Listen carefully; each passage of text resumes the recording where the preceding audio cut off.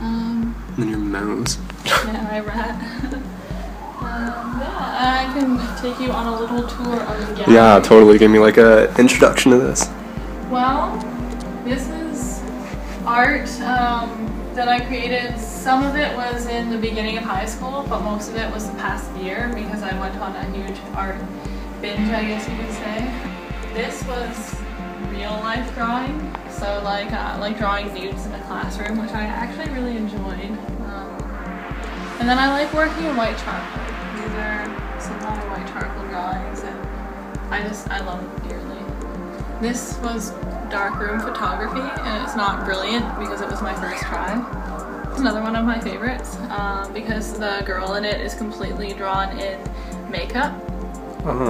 Yeah, so she is, well, it's with a shattered mirror and like looking down on her through her bathroom. It's supposed to be like about society pressures and stuff. Vanity has seemed to really consume a lot of the world, and it has for many years, and like everyone I think falls subject to it a little bit, like even as much as I'd love to say like I'm not vain, I don't like care about my looks. I think that everyone does a lot more than they'd like to admit, and it's just sad that it's consumed the world. I think the only computer thing I've ever done is Conroe Burst from Bright Eyes.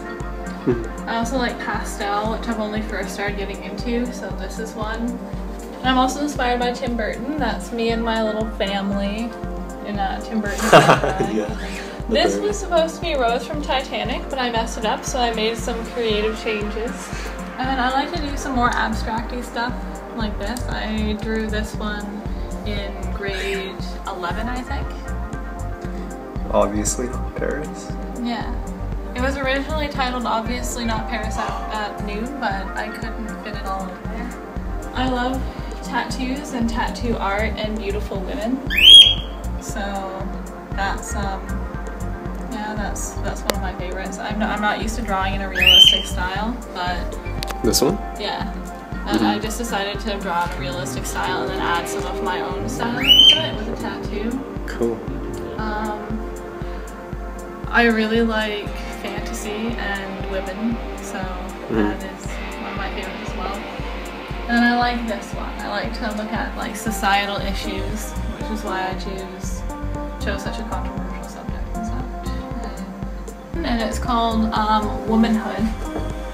And there's a big section. Yeah, there's a big section of it that's incomplete, and it's supposed to be like.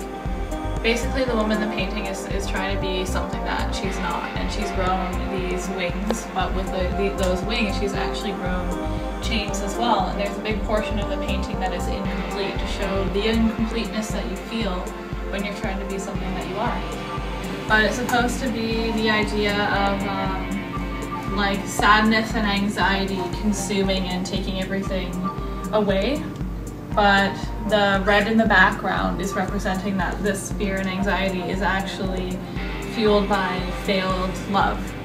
And the idea that love can cause just as much sadness and anxiety as, well, as much as people think that love will cure their anxiety, but it's really consuming their happiness, and it's the love that's fueling it. This is actually a series that I'm not done. There's Pride, Wrath, and Gluttony, which is the 7 deadly sins, and I still have 4 more to go, and this is something I started last summer.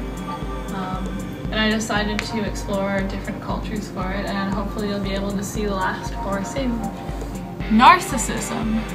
There's like the Greek story about Narcissus who would go and stare at himself in a pool of water all day, and eventually for his narcissism he was turned into a flower, which is actually this kind of flower right here. That is the flower of which is named from the story of Narcissus. That's the flower he was supposedly turned into, and this is kind of like the female version of it. I got the word bird. Oh my god. What's that?